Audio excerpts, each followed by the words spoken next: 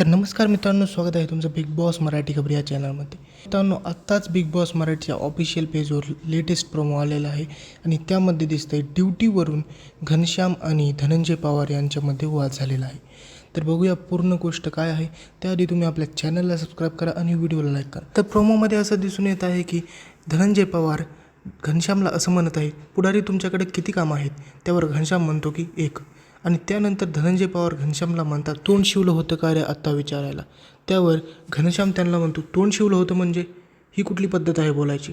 आणि घनश्याम म्हणतो, ज्याची दिवसाआड ड्युटी आहे त्याला काही म्हणायचं नाही. आणि मग त्या दोघांमध्ये बाचाबाची सुरू होते. धनंजय पवार म्हणतो, हात खाली करून बोल. त्यावर घनश्याम म्हणतो, माझा हात आहे.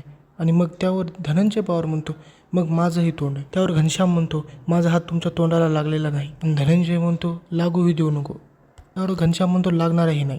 तर मित्रांनो, तुमचं यावर काय मत आहे आम्हाला कॉमेंटमध्ये नक्की सांगा. भेटूया पुढच्या व्हिडिओमध्ये.